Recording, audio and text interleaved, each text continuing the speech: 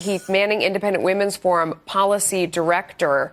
The president has been quoted saying that if folks lose when he's gone out and campaigned for them, it's basically on them, that he went out there and tried to help.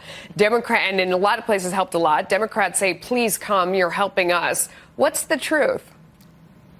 It's not unusual for the sitting president to be not just that, but also a spokesperson for his party. That's what President Trump is doing here, trying to remind voters that as much as his administration's been able to do alongside congressional Republicans over the last couple of years, that he needs to maintain a majority or even build on that majority of Republicans in Congress in order to revisit some important issues, including repealing and replacing the Affordable Care Act. So I think President Trump is good for the party at this point. He's reminding conservative voters why they elected him in the first place, and he's representing what many conservative voters feel that the GOP needs in general right now, which is a lot of backbone. He stood up for Brett Kavanaugh during the Supreme Court fight, and that's something that conservative voters were really excited about.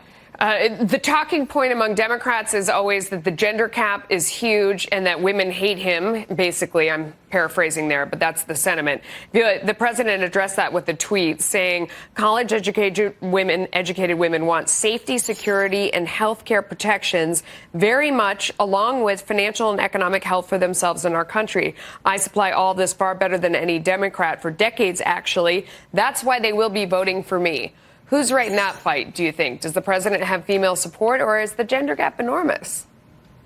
There's a grain of truth in each of those statements. Democrats, at least according to polling, do have an advantage with women right now, especially college-educated women. But on the other hand, it would be wrong to classify this group as a monolith. Every single voter, including every single college-educated female voter, is going to have to make decisions for herself based on what policies she thinks are best for the country. And I think President Trump is acknowledging that there's a large swath of those women voters who are looking at not just issues that the Democrats are going to be pushing this fall, but they're looking at the tax reform package, and they're looking at the economic success in general that our country's having. I mean, another huge divide that I hear is Democrats are saying this is the most unpopular president in the history of the planet. We want him out there. And then at the same time, candidates seem to really welcome him when he has a rally in their backyard. We're looking at one on the screen here.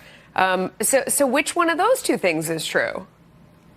I think both parties, at least the voters who have decided which way they're going to vote already, are pretty enthusiastic at this point. I think the Supreme Court fight over now Justice Kavanaugh really galvanized both sides. Maybe President Trump is simply a polarizing figure in today's politics. That's not unusual either. I think President Obama, you could have said the same thing of him. But there's definitely a lot of Republicans who are excited to see him championing the causes that he promised and that he's delivering on now in 2018. Well, we'll see how it turns out in just about 20 days. Hadley, thank you. Appreciate your time as always. Thank you. Are we talking about the job